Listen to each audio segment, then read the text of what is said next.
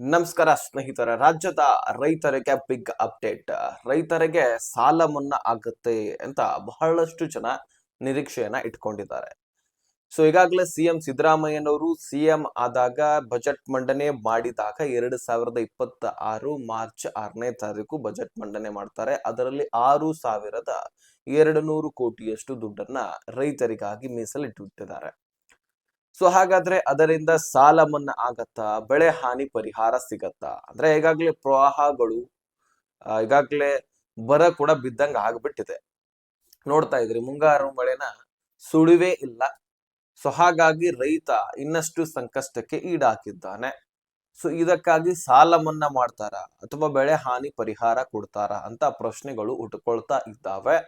So ರೈತ ಪರ ಸಂಘಟನೆಗಳು ಕೂಡ ಇದರ ಕುರಿತಾಗಿ ಸಾಕಷ್ಟು ಚರ್ಚೆಯನ್ನ ನಡೆಸಿದ್ದಾವೆ. ಯಾಕಂದ್ರೆ ರೈತರಿಗೆ ಏನು ಸಿಗಬೇಕು, ರೈತರಿಗೆ ಏನು ತೊಂದರೆ ಆದಾಗ ಸರ್ಕಾರ ಏನು ಕೈ ಹಿಡಿಬೇಕು, ಅದ್ರ ಬಗ್ಗೆ ಈ ವಿಡಿಯೋದಲ್ಲಿ ಚರ್ಚೆ ಮಾಡೋಣ.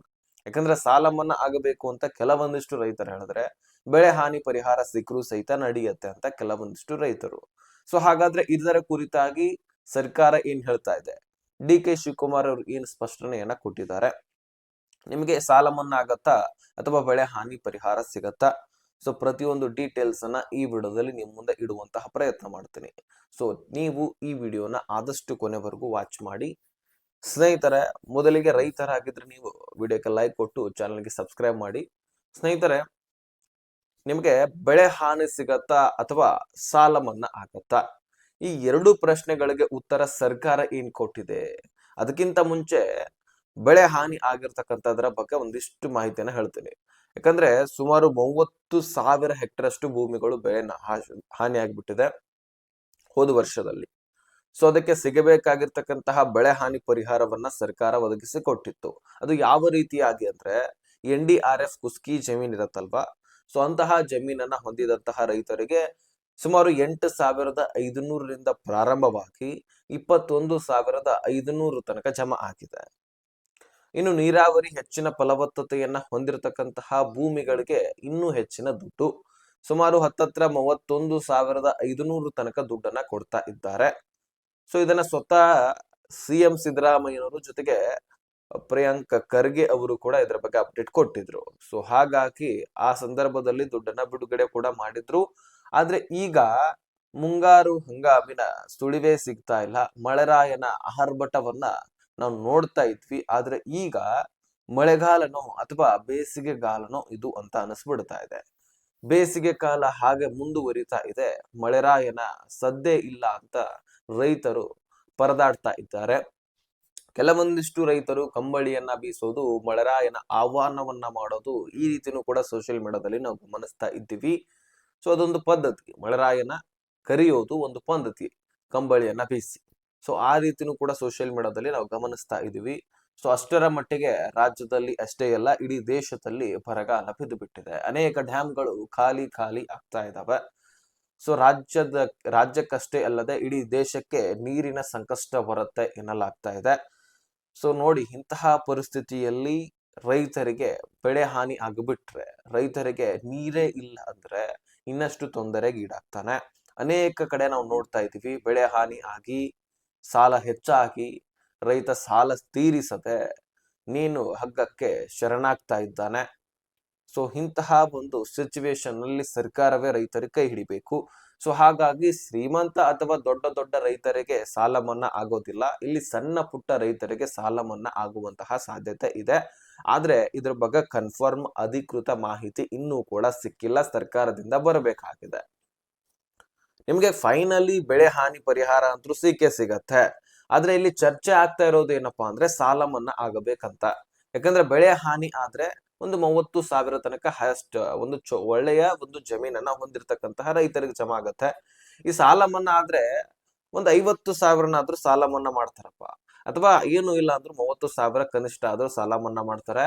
ಇದು ಫಲವತ್ತತೆ ಇಲ್ಲದಂತಹ ಒಂದು ಜಮೀನನ್ನ ಹೊಂದಿರತಕ್ಕಂತಹ ರೈತರಿಗೂ ಕೂಡ ಬಂತು, ಇನ್ನು ಫಲವತ್ತತೆ ಹೊಂದಿರತಕ್ಕಂತಹ ರೈತರಿಗೂ ಕೂಡ ಬಂತು. ಒಟ್ಟಾರೆಯಾಗಿ ಸಣ್ಣ ಪುಟ್ಟ ರೈತರು ಹಾಗೋ ಹೀಗೋ ಅಂದ್ರು PM ಕಿಸಾನ್ ಯೋಜನೆಯ ಫಲಾನುಭವಿಗಳ ಲೆಕ್ಕಾಚಾರದ ಪ್ರಕಾರ ನಾವು ನೋಡಿದ್ರೆ ಸುಮಾರು 54 ಲಕ್ಷ ಫಲಾನುಭವಿಗಳು ನಮ್ಮ ರಾಜ್ಯದಲ್ಲಿ ಇದ್ದಾರೆ. ಸೊ ಆ ಎಲ್ಲ ರೈತರಿಗೆ ಸಾಲ ಮನ್ನಾ ಆಗತ್ತಾ ಅಂತ ಕಾಯ್ದು ನೋಡ್ಬೇಕು. ಫೈನಲಿ ಬೆಳೆ ಹಾನಿ ಪರಿಹಾರ ಅಂತೂ ಸಿಕ್ಕೇ ಸಿಗತ್ತೆ, ಅದಂತೂ ಕನ್ಫರ್ಮ್. ಯಾಕಂದ್ರೆ ಇಷ್ಟು ಮಳೆಗಾಲದಲ್ಲಿ ಬೇಸಿಗೆ ಬಿದ್ದು ಬಿಟ್ಟಿದೆ, ಬೆಳೆಗಳು ಬೆಳೆದಿರ್ತಕ್ಕಂತಹ ಬೆಳೆಗಳಿಗೆ ಫಲವತ್ತತೆ ಸಿಗ್ತಾ ಇಲ್ಲ. ಈಗ ಹುರುಳು ಜೋಳ ಆಗಿರ್ಲಿ, ಹತ್ತಿ ಆಗಿರ್ಲಿ, ಅದೇ ರೀತಿ ಹಾಕಿ ಸಾಕಷ್ಟು ರಾಗಿ ಆಗಿರ್ಲಿ, ಮೆಕ್ಕೆಜೋಳ ಆಗಿರ್ಲಿ, ಸೊ ಇಂತಹ ಎಲ್ಲ ಬೆಳೆಗಳು ಕೂಡ ಈಗ ನಾಶ ಆಗ್ತಾ ಇದೆ. ಸೊ ಈ ಒಂದು ಬೆಳೆಗಳನ್ನ ಬೆಳೆದಿರ್ತಕ್ಕಂತಹ ರೈತರಿಗೆ ಅಷ್ಟೇ ಅಲ್ಲದೆ ಒಟ್ಟಾರೆಯಾಗಿ ಸಣ್ಣ ಪುಟ್ಟ ರೈತರಿಗೆ ಸಾಲ ಮನ್ನಾ ಆಗತ್ತೆ ಎನ್ನುವಂತಹ ಮಾಹಿತಿ ಇಲ್ಲಿ ಕೇಳಿ ಬರ್ತಾ ಇದೆ. ಆದ್ರೆ ಸರ್ಕಾರದಿಂದ ಅಫಿಸಿಯಲ್ ಆಗಿ ಯಾವುದೇ ರೀತಿಯಾದಂತಹ ಅಧಿಕೃತ ಮಾಹಿತಿ ಇನ್ನೂ ಕೂಡ ಸಿಗ್ತಾ ಇಲ್ಲ. ಸೊ ಈಗಾಗಲೇ ನೀವು ಬಹಳಷ್ಟು ಜನ ಈಗ ಸಾಕಷ್ಟು ಕಡೆ ಲೋನ್ ಅನ್ನ ತೆಗೆದುಕೊಂಡಿರ್ತೀರಿ, ನಿಮ್ಮ ಹೊಲಗಳ ಆಧಾರದ ಮೇಲೆ ಅಥವಾ ಮನೆಗಳ ಆಧಾರದ ಮೇಲೆ ಅಥವಾ ಈಗ ಹಸುಗಳ ಆಧಾರದ ಮೇಲೆ ನೀವು ತೆಗೆದುಕೊಂಡಿರ್ತೀರಿ. ಸೊ ಇಂತಹ ಒಂದು ರೈತರಿಗೆ ಸಾಲ ಮನ್ನಾ ಮಾಡಬೇಕು ಅಂತ ಕಾಯ್ತಾ ಇದ್ದೀರಿ. ಓಕೆ, ನಿಮ್ಮ ಉದ್ದೇಶ ಒಳ್ಳೆಯದೇ. ಯಾಕಂದ್ರೆ ನೀವು ಕೂಡ ಬಹಳಷ್ಟು ಸಂಕಷ್ಟಕ್ಕೀಡಾಗಿರ್ತೀರಿ. ನಿಮ್ಮ ಒಂದು ಬೆಳೆ ಹಾನಿ ಪರಿಹಾರ ಅಥವಾ ಸಾಲ ಮನ್ನಾವನ್ನ ಕೇಳ್ಕೊಳ್ತಾ ಇದ್ದೀರಿ. ಸಾಲ ಮನ್ನಾ ಆಗ್ಲಿಲ್ಲ ಅಂದ್ರೆ ಬೆಳೆ ಹಾನಿ ಪರಿಹಾರ ಅಂತೂ ಹಾಗೆ ಆಗತ್ತೆ. ಆದಷ್ಟು ಸಾಲ ಮನ್ನಾ ಆಗಬೇಕಂತ ಎಲ್ಲ ರೈತರು ಕಾಯ್ತಾ ಇದ್ದೀರಿ. ಸೊ ಇದಕ್ಕೆ ರೈತ ಪರ ಸಂಘಟನೆಗಳು ಕೂಡ ಇದಕ್ಕೆ ಒಂದು ಒಪ್ಪಿಗೆ ಕೊಟ್ಟು ಸಾಕಷ್ಟು ಚರ್ಚೆಗಳನ್ನ ನಡೆಸ್ತಾ ಇದ್ದಾರೆ. ಸೊ ಸಚಿವ ಸಂಪುಟ ಸಭೆಯಲ್ಲಿ ಕೂಡ ಡಿ.ಕೆ. ಶಿವಕುಮಾರ್ ಅವರು ಏನ್ ನಿರ್ಧಾರ ಕೈಗೊಳ್ತಾರೆ ನೋಡ್ಬೇಕಾಗಿದೆ. ಸೊ ಫೈನಲಿ ಏನು ಇಲ್ಲಪ್ಪ ಅಂದ್ರೂ ಸಹಿತ ಬೆಳೆ ಹಾನಿ ಪರಿಹಾರ ಸಿಕ್ಕೇ ಸಿಗತ್ತೆ, ವರಿ ಮಾಡ್ಕೊಳ್ಳುವಂತಹ ಅವಶ್ಯಕತೆ ಇಲ್ಲ. ಸೊ ಯಾಕಂದ್ರೆ ಬರ ಬಿದ್ದಿದೆ. ಸೊ ಈ ಬರಗಾಲದಲ್ಲಿ ಸರ್ಕಾರದಿಂದ ಏನು ಆ ಒಂದು ಪರಿಹಾರ ನಿಮಗೆ ಸಿಗಬೇಕು ಅದು ಸಿಕ್ಕೇ ಸಿಗತ್ತೆ. ಸೊ ಇದಕ್ಕೆ ಜುಲೈನ ಮೊದಲನೇ ವಾರದಲ್ಲಿ ಅಧಿಕೃತ ಮಾಹಿತಿ ಸಿಗಲಿದೆ ಅಂತ ಮಾಹಿತಿ ನಮಗ್ ಸಿಗ್ತಾ ಇದೆ. ಅದಕ್ಕಾಗಿ ನಾವು ಒಂದ್ ಸ್ವಲ್ಪ ವೇಟ್ ಮಾಡ್ಬೇಕಾಗತ್ತೆ. ನಿಮಗೆ ಈಗ ಸದ್ಯದಲ್ಲಿನೇ ಸಾಲ ಮನ್ನಾ ಆಗೋದಿಲ್ಲ, ಈಗ ಸದ್ಯದಲ್ಲಿನೇ ಬೆಳೆ ಹಾನಿ ಪರಿಹಾರವೂ ಕೂಡ ಸಿಗೋದಿಲ್ಲ. ಇನ್ನು ಒಂದು ವಾರನಾದ್ರೂ ನಾವು ವೇಟ್ ಮಾಡ್ಬೇಕು. ತದನಂತರ ನಮಗೆ ಅಧಿಕೃತ ಮಾಹಿತಿ ಸಿಕ್ಕ ತಕ್ಷಣ ನಿಮಗೆ ಆ ಮಾಹಿತಿಯನ್ನ ಒದಗಿಸಿ ಕೊಡ್ತೀನಿ. ಓಕೆ, ಸೊ ಯಾರು ಕೂಡ ತಲೆ ಕೆಡಿಸ್ಕೊಳ್ಳುವಂತ ಅವಶ್ಯಕತೆ ಇಲ್ವೇ ಇಲ್ಲ. ಯಾಕಂದ್ರೆ ಖಂಡಿತವಾಗ್ಲೂ ನಿಮಗೆ ಬೆಳೆ ಹಾನಿನಾದ್ರೂ ಜಮಾ ಆಗೇ ಆಗತ್ತೆ. ನಮ್ಗೆ ಏನು ಕೂಡ ಸಿಗ್ತಾ ಇಲ್ಲ ಅಂತ ಅನ್ಕೊಳ್ಬೇಡಿ, ಖಂಡಿತವಾಗ್ಲೂ ಸಿಗತ್ತೆ. ಸೊ ಒಂದ್ ಸ್ವಲ್ಪ ವೇಟ್ ಮಾಡ್ಬೇಕಷ್ಟೇ. ಸೊ ಈ ಇನ್ಫಾರ್ಮೇಶನ್ ಅನ್ನ ಆದಷ್ಟು ಎಲ್ಲ ರೈತರಿಗೆ ಶೇರ್ ಮಾಡಿ, ಅವ್ರಿಗೂ ಕೂಡ ಕನ್ಫರ್ಮ್ ಮಾಹಿತಿ ಸಿಗ್ಲಿ. ಸೊ ಮತ್ತೆ ಅಲ್ಲಿ ಇಲ್ಲಿ ಬೆಳೆ ಹಾನಿ ಆಗ್ತಾನೆ ಇದೆ, ಪ್ರಾರಂಭವಾಗಿದೆ. ಅದೇ ರೀತಿಯಾಗಿ ಸಾಲ ಮನ್ನಾನು ಕೂಡ ಪ್ರಾರಂಭವಾಗಿದೆ. ನಿಮ್ಮ ಅಕೌಂಟ್ಗೆ ಬಂದಿದೆಯಾ ನೋಡಿ, ನಿಮ್ಮ ಸಾಲ ಮನ್ನಾ ಕಟ್ ಆಗಿದೆಯಾ ನೋಡಿ. ಈ ರೀತಿ ಏನು ತಲೆಗೆಡಿಸ್ಕೊಳ್ಬೇಡಿ, ಇದು ಸುಳ್ಳು ಮಾಹಿತಿ. ಓಕೆ, ಸಾಲ ಮನ್ನಾ ಕನ್ಫರ್ಮ್ ಆಗಿಲ್ಲ, ಆಗುವಂತಹ ಸಾಧ್ಯತೆ ಇದೆ.